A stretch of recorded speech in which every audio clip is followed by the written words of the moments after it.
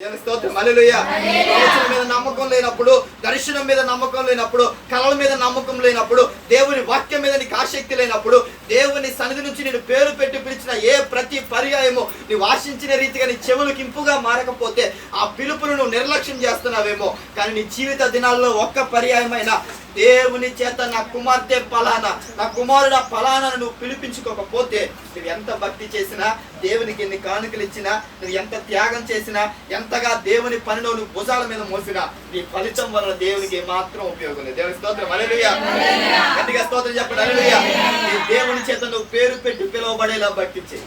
నువ్వు ఎక్కడ మోకరించినా, నువ్వు ఎంత మందిలో ఉన్నా, నువ్వు 1,00,000 మందిలో ఉండు, 9గురిలో ఉండు, ఒంటరిగా ఉండు, నీ దేవుడు నిన్ను పేరు పెట్టి పిలవగలిగేలా నువ్వు సిద్ధపడాలి. నువ్వు ఇంటిలో ప్రార్థన పెట్టుకుంటున్నప్పుడు, నువ్వు ఉపవాసిస్తున్నప్పుడు, సేవకుని దగ్గరకు వస్తున్నప్పుడు, దేవుని మాటలు నీకు వినబడుతున్నప్పుడు, సంఘంలో కూడుకున్నప్పుడు, సమాజం మధ్య కూడుకున్నప్పుడు, దేవుని ఆత్మచేత నింపబడి దేవుని సేవకుడు కానీ దేవుని ఆత్మచేత నింపబడిన వారి ద్వారా కానీ నీ హృదయము మండేలా, నీ బ్రతుకు మార్చబడేలా, దేవుడు నీతో మాట్లాడుతున్నాడని గ్రహించగలిగేలా దేవుడు పేరు పెట్టి నిన్ను పిలవకపోతే నీ జీవితంలో నీ సరైన ఆశీర్వాదాన్ని ఎప్పటికీ పొందలేవు. దేవుని స్తోత్రం హల్లెలూయా.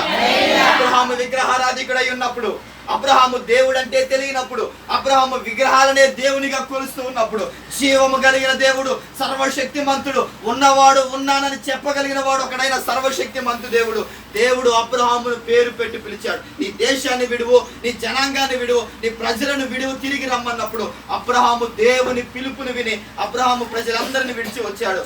దేవుడు అబ్రహామును అనేక జనములకు తండ్రిగా మార్చాడు. దేవునికి స్తోత్రం హల్లెలూయా.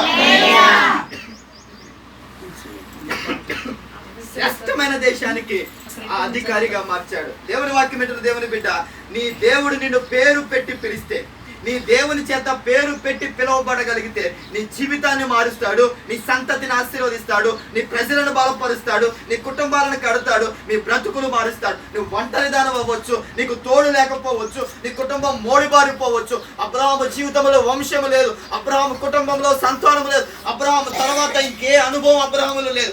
అబ్రహాము పేరు అబ్రహాముతో తర్వాత ఆగిపోబోతుంది, తన కుటుంబం మోడిగా మిగలబోతుంది, తన వంశ వృక్షం ఎండిపోతున్న స్థితిలో ఉన్నప్పుడు దేవుడు అబ్రహామును పేరు పెట్టి పిలిచాడు. మూడైన బ్రతుకును మరలా చిగురింపచేశాడు. దేవుని స్తోత్రం హల్లెలూయా. గట్టిగా స్తోత్రం చెప్పండి హల్లెలూయా. ఎడారిలో నిలబెట్టిన దేవుడు పేరు పెట్టి పిలిచినప్పుడు దేవుని పిలుపుని మేరకు అబ్రహాము దేవుని పిలుపుకు లోబడి పిలిచిన వాడు నమ్మదగిన వాడని అబ్రహాము దేవుని మాటను నమ్మి ఎడారి త్రోవలలో నిలబడినప్పుడు అతడు పాదము పెట్టిన ఇసుక నేలను పాలు తేనెలు ప్రవహించే దేశముగా మార్చాడు. దేవుని స్తోత్రం హల్లెలూయా. దేవుని గొర్రెవైతే, నువ్వు దేవుని సొత్తైన గొర్రెవైతే, నువ్వు దేవుణ్ణి కాపరిగా కలిగి ఉంటే